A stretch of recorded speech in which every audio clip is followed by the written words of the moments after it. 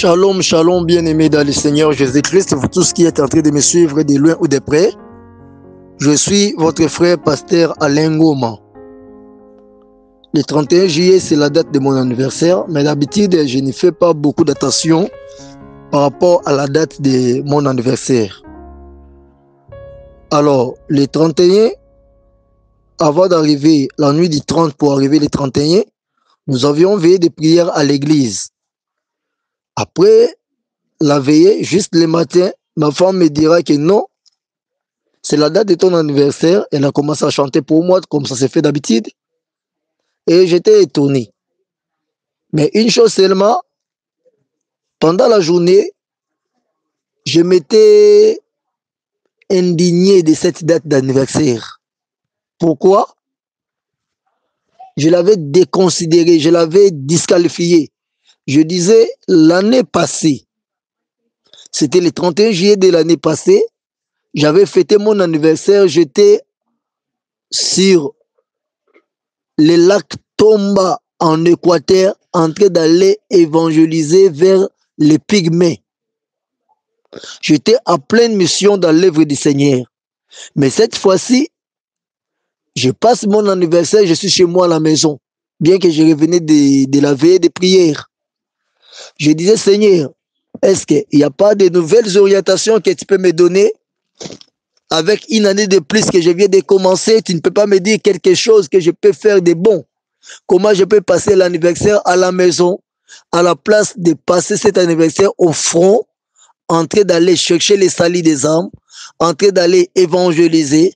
Il n'y a pas un message que tu peux me donner pour me faire voir d'autres directives qui vont aider et moi et ton peuple. Je disais, je n'ai pas besoin de cet anniversaire si je n'ai pas de nouvelles orientations qui vont glorifier l'Éternel. Et comme je disais comme ça, la nuit du 31 juillet pour arriver le 1er août, pendant que je dormais, j'ai fait ces rêves. Quels étaient ces rêves? Suivez-moi de près. Alors, pendant la nuit, j'ai rêvé, on m'a montré une grande banque. Une grande banque. Avant d'arriver ça, c'était comment? J'étais à la maison en train de prier dans ma chambre. Et pendant que je priais, il y a eu quelqu'un qui était en train de toquer à la porte. Il continuait à toquer. Et cela avait fait que je puisse venir et ouvrir la porte. Quand je suis venu et j'ai ouvert la porte, j'ai trouvé un grand monsieur habillé en blanc devant ma porte. Il était géant à tel point que je ne pouvais pas voir sa face, sa figure. Il avait un habit très très éclatant. Un habit très très éclatant. Alors, avec son habit, je ne pouvais pas voir l'éclat de son habit parce qu'il était très blanc. Et je lui ai dit, si tu peux te retirer un peu, diminuer l'éclat de ton habit, parce que ça dérange ma vision. Ça dérange mes yeux. Il va me dire, c'est difficile, moi, je ne peux pas diminuer l'éclat de mes habits. C'est toujours comme ça. Dites-moi, c'est à moi de toucher tes yeux pour permettre à tes yeux de voir, de supporter l'éclat de mes habits, de mon habit. Il a touché mes yeux et je commence à supporter cet éclat. Il me dit, je suis venu vers toi. La journée, tu avais saboté, tu avais négligé ton anniversaire et tu te disais que si tu pouvais avoir un message clair par rapport à ce que tu vas faire avec le Seigneur, je t'avais écouté quand tu disais ça. Je t'avais écouté, voilà pourquoi. Et j'ai vu aussi que tu as maintenant les yeux pour voir, tu as l'intelligence pour comprendre. Voilà pourquoi je suis venu pour parler avec toi par rapport aux choses qui vont arriver dans les jours qui viennent. Alors, entre à la maison avec toi, je vais te faire montrer et je vais te parler tout ce qui va arriver. Nous sommes entrés. Lui, quand il est entré dans ma maison, il a déchiré la toiture parce qu'il était tellement lancé. La toiture s'est ouverte, s'est déchirée en deux parties. Il est entré chez moi, il s'est mis dans la chaise. Il me dit aussi de m'asseoir. Moi aussi, je me suis mis assis. Il me dit d'ouvrir ma télévision. Je lui ai dit, j'ai une panne avec l'électricité, ça marche pas très bien. Il a fait un clic avec ses doigts, la télévision s'est ouverte. Il me dit, regarde de près tout ce qui se passe là-bas à la télé. Regarde de près, je vais t'expliquer. Et quand j'ai commencé à regarder, j'ai vu une banque. Une très grande banque construite en vitre. Une très grande banque. À l'intérieur, il y avait beaucoup d'argent. Beaucoup d'argent. Et il me dit, écoute ce que moi je vais te dire. Tu vois la banque là que tu es tenté de voir? La banque que tu es tenté de voir là, les jours qui viennent, il n'y aura plus l'argent entre les mains des gens. Tout le monde va utiliser cette banque-là. On va imposer le monde entier une manière de travailler avec l'argent. La première manière, tout le monde va fonctionner avec l'argent par rapport à son téléphone. Donc, par le téléphone, tu peux envoyer de l'argent ou bien recevoir aussi de l'argent directement. On n'aura plus le pouvoir d'acheter ou de vendre avec de l'argent. Ça veut dire si tu as des marchandises que tu veux vendre, tu viendras avec tes marchandises. Celui qui veut vendre, qui veut acheter ça, il va voir la marchandise, lui prend la marchandise et te fait le transfert d'argent par ton téléphone ou bien par la banque. Et ça sera comme ça. L'argent entre les mains des gens, ça ne va plus circuler comme ça circule aujourd'hui. Ça sera par téléphone et par banque. Et deuxièmement, après que tout le monde va maîtriser ce système-là, le compte de l'argent sera transféré par téléphone ou bien par banque. Il y aura un deuxième système. Ça sera par PIS. On va transférer l'argent par PIS. Donc tout le monde sera dans l'obligation d'avoir un PIS dans son corps. Ça sera une loi obligatoire. Et mon peuple va souffrir, mon peuple ne va pas accepter cela. On va pourchasser, poursuivre mon peuple. On va faire du mal à l'église. Parce que l'église ne voudra pas avoir la PIS dans le corps. Et le peuple de Dieu sera dans la souffrance à tel point, chacun doit prendre fuite, chercher là où se réfugier et ne pas prendre ces pistes-là. Alors quand vous ne voudrez pas prendre, vous allez refuser de prendre les pistes, vous n'aurez pas le pouvoir d'acheter ni de vendre parce que tout se fera maintenant par les pistes qui est dans le corps humain. Vous serez en difficulté à tel point vous ne saurez plus quoi faire.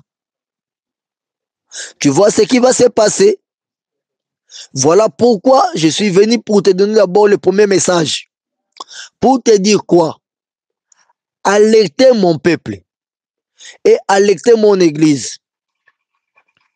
Tout ça va se faire avant l'enlèvement. Ça va se faire avant que moi je vienne. Plus que vous serez coincés, vous allez arriver à la fin. Et c'est alors quand je verrai que vous êtes à la fin, je n'aimerais pas que si mon peuple puisse souffrir comme ça, c'est alors je viendrai pour prendre mon église afin d'aller vivre avec moi au ciel. Mais pendant que toutes ces choses sont en train d'être préparées comme cela, dites à mon église et à mon peuple qu'ils doivent s'éveiller et se réveiller. L'argent qu'ils gardent les jours qui viennent ne leur servira de rien. Ce qu'ils doivent faire, c'est quoi? Chacun doit investir dans son village. Je transmets juste ce que Dieu m'avait dit la nuit. Chacun doit investir dans son village. même ceux qui sont en Europe, ceux qui sont aux États-Unis d'Amérique, chacun doit se préparer à investir dans son village et non dans sa ville. Parce que le diable va travailler jusqu'à ce qu'il doit atteindre nos villes. Exemple, ceux qui sont de la RD Congo, quand vous investissez à Kinshasa, quand le diable va atteindre Kinshasa, tu auras toujours des problèmes. Quand tu investis au Congo, à Brazzaville, ou bien à Luanda, en Angola, quand le diable va attaquer, ce sont des grandes villes qui auront vraiment des problèmes. Et des choses qui vont se passer, plus nous n'aurons pas vraiment assez de problèmes. Mais nos enfants qui viendront, ils vont rencontrer ces problèmes et ils auront de sérieuses difficultés. Alors chacun doit aller investir dans son village et son village natal. Qu'est-ce que vous irez faire là-bas? Quand vous arriverez dans votre village, vous allez prêcher, vous devez d'abord prêcher la parole de Dieu. Surtout vous qui êtes de la sainte doctrine. Prêchez la vraie parole de Dieu. Créez les églises. Là, il disait à nous, directement à notre église. Il me disait, voilà, vous avez fait beaucoup de missions évangéliques. Mais les missions évangéliques que vous aviez faites, les autres ont tenu positif et les autres vous avez échoué. Il m'a donné l'exemple des deux missions que nous avons faites. L'une à Kisantu, vers le Bas-Congo, l'autre à Kikwit, vers le Bandundu. Il me dit, les deux missions, vous avez échoué. Pourquoi vous avez échoué? Vous avez rassemblé beaucoup de pasteurs, vous leur aviez parlé des témoignages de la sainte doctrine, de l'évangile, de la vraie parole de Dieu. Mais après votre départ, ils ne sont pas restés avec la parole pour mettre en pratique tout ce que vous leur aviez montré. Alors, comme ils n'ont pas mis en pratique ce que vous aviez perdu avec la mission. Mais pendant qu'avec la même mission, si vous étiez parti et vous aviez créé l'église, vous aviez prêché la parole et faire ainsi la doctrine, la sainte doctrine, l'église que vous auriez créée devait rester avec la vraie parole de Dieu, avec cette continuité de la parole de Dieu. Le royaume de Dieu des cieux serait prêché et les âmes seront sauvées avec la vraie parole et la vraie doctrine. Et quand vous n'aviez pas fait comme ça, c'est que l'œuvre que vous aviez fait, vous avez bien fait, oui, mais ça n'a pas une bonne continuité.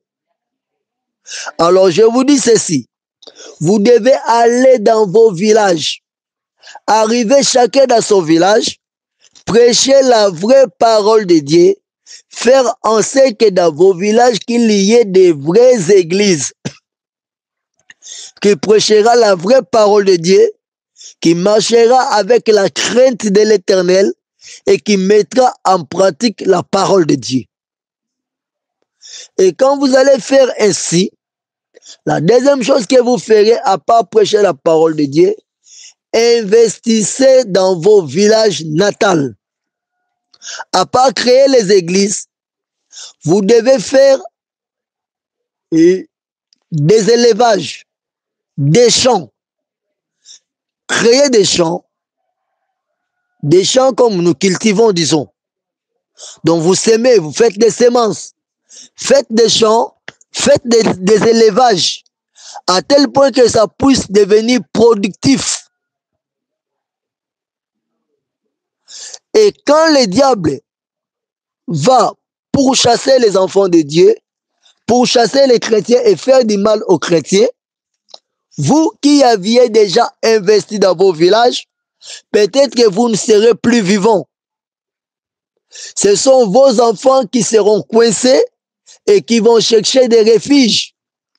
Ils verront du fait qu'ils sont chrétiens même dans des villes, ils ne seront pas calmes pour bien vivre. Ils vont se retirer dans vos villages natals. Et arriver dans vos villages natals, ils vont trouver que vous avez déjà posé les églises qui marchent dans la sainte doctrine. Ils n'auront pas de difficultés pour se retrouver là où ils doivent prier Dieu.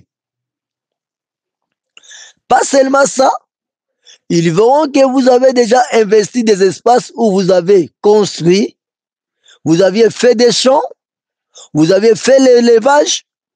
Comme ils auront difficulté, ils ne sauront plus vendre ni acheter, parce que vendre et acheter, quand vous allez vendre, on va acheter par l'épice.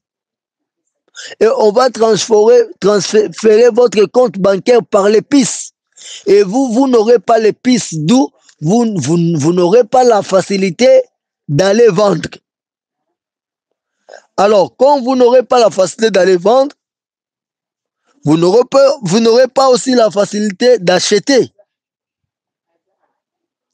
Mais vous aurez chez vous ce que vous pouvez manger, ce que vous-même vous avez travaillé, vous pouvez manger, que ce soit les viandes, que ce soit du légume. Et vous n'aurez pas assez de problèmes. Vous allez vivre dans votre village calmement. Le diable est en train de planifier un plan, de préparer un plan, à tel point que les jours qui viendront, tout ce qui existe reviendra aux États, reviendra au gouvernement de ce monde. Vous qui investissez dans de grandes villes, vous achetez des grandes concessions, des parcelles, vous achetez des voitures, des véhicules, vous faites des entreprises, beaucoup de choses dans de grandes villes. Il viendra un temps où l'État va récupérer, le gouvernement de ce monde va récupérer tout cela pour le gouvernement de ce monde. Tout ce que vous avez, on va les confisquer. Même vos parcelles, même vos maisons, même vos biens, on va les confisquer. Si vous ne voulez pas, on va les confisquer même par force. D'où vous allez vous retirer jusque dans vos villages natals. Et tout ce que vous avez fait, vous allez les perdre. Mais si vous allez dans vos villages natals, jusqu'à ce qu'on va coincer tous vos enfants, tous les chrétiens, vous serez dans des endroits où vous ne serez pas atteints facilement. Et si vous ne prêchez pas ces endroits-là, vous aurez des difficultés pour bien évoluer. Et vous devez prêcher pour que vos enfants qui vont rester, qui vont venir après vous, aient la facilité de grandir, de croître dans la vie chrétienne. Et si vous ne prêchez pas vos villages natals aujourd'hui, je redemanderai le sang de ceux qui vont se perdre demain sur vos têtes, vous qui connaissez la parole de Dieu aujourd'hui.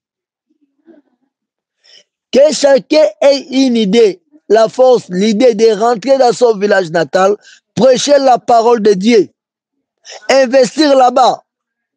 Les jours qui viendront sont des jours très mauvais où l'église sera en difficulté. Peut-être que vous mourrez déjà, vous serez déjà mort. Mais vos enfants, quel avenir spirituel pour vos enfants? Et Dieu me disait, vous avez des enfants dans vos églises. Prêchez vos enfants à tel point qu'ils puissent maîtriser la sainte doctrine, qu'ils puissent maîtriser la parole de Dieu avec exactitude, avec précision, que ce soit plus du hasard, mais que ce soit maintenant du sérieux, qu'ils maîtrisent même les passages bibliques, tout ce qui est dit dans la Bible par rapport à la sainte doctrine, à la vraie parole de Dieu. Et quand le diable va attaquer, bouleverser l'église, ils vont fuir ayant la parole de Dieu en eux. Et partout où ils vont aller, ils vont partager la parole qu'ils ont. Quand ils vont se retrouver coincés, ils vont se retrouver dans des villages natals, chacun son village natal, ils auront la parole de Dieu. C'est alors nos villages seront profondément évangélisés. Malheur à nous quand nous avons des enfants dans nos églises et que nous ne leur prêchons pas la vraie parole de Dieu. Ils viennent seulement pour prier. Ils n'ont pas les vrais bagages de la parole de Dieu. Et leurs sangs seront demandés sur nos têtes. Et ont le temps de les enseigner et de les montrer la vraie parole de Dieu. Alors, quand le danger viendra, ce sont nos enfants qui vont plus souffrir ces moments difficiles. Parce que nous autres, nous ne serons plus là. Mais le diable est en train de planifier pour détruire l'église comme ça. Dieu me disait, il est temps où tout le monde doit devenir missionnaire de l'évangile. Tout le monde, hommes, femmes, serviteurs ou servantes de Dieu, tout le monde doit entrer dans le champ missionnaire. L'argent que vous gardez dans des banques ne vous servira plus de rien. Et pendant que Dieu me disait telle chose, j'ai vu un de nos pasteurs qui habite en Belgique. Dieu lui a envoyé en Europe pour la mission de l'évangile. Alors, quand il vient en Afrique, avec lui, nous faisons l'œuvre de Dieu. Il venait chez moi en courant. Il était en cinglet et en culotte. D'habitude, il ne porte jamais les cinglés et la culotte. Mais parce qu'il fouillait, il était dessoufflé. Et c'est comme ça, il a jeté les habits. Il est resté en cinglet et en culotte. Il venait chez moi en courant. Quand il est arrivé, le monsieur qui parlait avec moi à la maison, il me dit, sors dehors, vois quelqu'un qui vient avec toi. Quand je lui ai vu, je dis, oh, shalom pasteur, qu'est-ce qu'il y a, pourquoi tu cours comme ça? Il me dit, je suis en train de fuir, je viens de l'Europe. Je suis en train de fuir les diables qui me chassent, qui me pourchassent. Je dis, pourquoi? Il me dit, vraiment, nous sommes dans un état d'urgence, c'est grave, c'est sérieux. L'air est grave. Pasteur Alain, nous devons prendre les précautions. Et la personne qui était à l'intérieur qui me parlait, il me dit, fais-lui entrer. Je lui ai dit d'entrer à la maison. Il est entré à la maison. Arrivé à la maison, la personne là me dit, dis-lui, c'est le temps d'aller évangéliser. Évangéliser chacun, vous allez faire les équipes et des équipes. Investissez, prenez votre temps, tout ce que vous avez. Allez évangéliser chacun vos villages. L'équipe que vous allez faire, chaque équipe va entrer dans des villages, peu importe le temps que ça peut prendre. Ça peut prendre 45 jours, ça peut prendre 2 mois. Ne tenez pas compte de tout ça. Évangélisez et que les églises que vous allez poser soient des églises posées sur la parole de Dieu. Après, il me dit, ce que je t'ai dit, le pasteur qui vient d'entrer ne m'écoute pas. Dis-lui ce que je t'ai dit. J'ai transféré la même parole au pasteur qui était venu chez moi. Et pendant qu'on parlait, l'autre pasteur avec qui nous travaillons ensemble, lui, chez lui, il y a eu une tonnerre dans les oreilles et le sang commençait à couler, sortir de ses oreilles. Il est venu chercher ma femme pour l'aider avec des cotons pour laver ses oreilles. C'est comme ça, quand il est arrivé chez moi, l'ange là me dit, dis-lui d'entrer.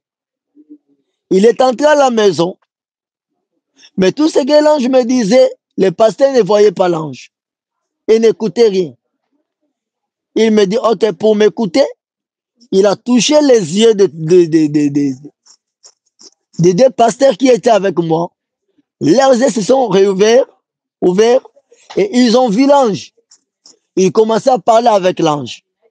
Et l'ange commençait à adresser des paroles à nous 3. Et il nous disait, faites attention. L'air est grave. Le diable est en train de planifier un plan pour détruire l'église. Et je vous dis, cette équipe, je sais pourquoi je vous ai mis ensemble. Annoncez cela à tout le monde. Que les enfants de Dieu se préparent. Le temps qui vient, on va imposer le système de pistes pour tout le monde. Alors, vous devez vous rassembler, vous mettre ensemble et tenez-vous main dans la main. Rentrez dans vos villages. Vous allez prêcher vos villages. Investissez là-bas. Sachez que plus tard, ça deviendra utile pour sauver, aider vos enfants. Allez là-bas. Prêchez la parole de Dieu dans vos villages. Investissez là-bas. Le temps qui viendra, vous n'aurez pas le temps d'acheter ni de vendre. Et l'église sera en difficulté. Prêchez la vraie parole de Dieu. Organisez des équipes, allez en mission. Si vous ne faites pas ainsi, les sangs de ces enfants de Dieu qui vont se perdre parce que vous n'avez pas voulu aller en mission, ça va être redemandé sur vos têtes. J'ai donné beaucoup de détails dans la version Lingala et j'ai donné l'essentiel en français.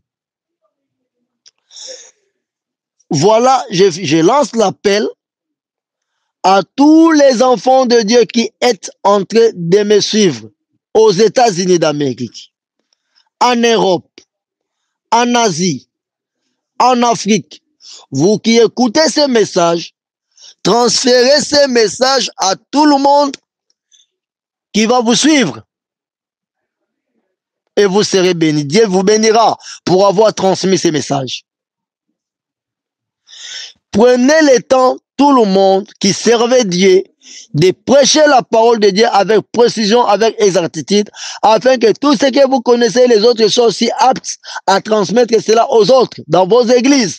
Prêchez la vraie parole de Dieu, le retour du Seigneur, la tribulation. Préparez l'église par rapport à ce que le diable veut faire du mal contre l'église. Investissez dans vos villages natals. Prêchez la vraie parole de Dieu. Préparez l'église de Jésus-Christ par rapport à la tribulation, par rapport à tout ce qui viendra. Il est vrai, là c'est moi qui vous dis, il est vrai que beaucoup de gens se poseront des questions. Est-ce que la tribulation viendra avant l'enlèvement ou bien après l'enlèvement? Frère, écoutez-moi. Depuis que Jésus-Christ est parti, les apôtres ont passé un moment de tribulation. Avant l'enlèvement, il n'y aura pas la grande tribulation. Mais avant l'enlèvement, le diable est en train de planifier comment troubler le peuple de Dieu. Vous devez faire beaucoup d'attention. Préparez à investir chacun dans son village natal. Prêchez la parole de Dieu, qu'il y ait l'évangile dans vos villages natals. Préparez le peuple de Dieu. Investissez là-bas. Quand vous mourrez, vos enfants seront coincés. Ceux-là qui sont chrétiens vont retourner chacun dans son village et vont trouver quelque chose que vous avez posé qui vont les aider. C'est le message que je vous transmets de la part du Seigneur. Si vous avez compris, vous qui êtes en Europe, en Asie, aux États-Unis d'Amérique, sachez que Dieu prévient déjà son Église. Les jours qui viendront, vous ne demeurerez pas là-bas pour toujours. Ayant Jésus-Christ dans vos cœurs, vous serez coincés, vous serez obligés de fuir, de quitter l'Europe, de quitter les États-Unis d'Amérique, de quitter l'Asie, de rentrer chacun dans son village natal. Pas chacun dans sa ville, mais dans son village, pour chercher la paix. Peut-être que vous mourrez, vos enfants vont raconter cette chose-là. Ils ne voudront pas avoir des pistes dans leur corps. Parce que ça sera une marque qu'on va les imposer. Le diable va imposer un système bancaire dans le monde. Il est temps que chacun prenne des mesures, des précautions pour se sauver. Un homme averti en vaut deux. Écoutez ce que le Saint-Esprit dit aux églises et aux enfants de Dieu. C'est bien moi, votre frère, le pasteur Alain Ngoma, que Dieu s'est servi, Dieu a utilisé comme une simple vase pour apporter ce message à toi qui m'écoutes. Nous déjà à l'église, hier dimanche, nous avons partagé cette vision.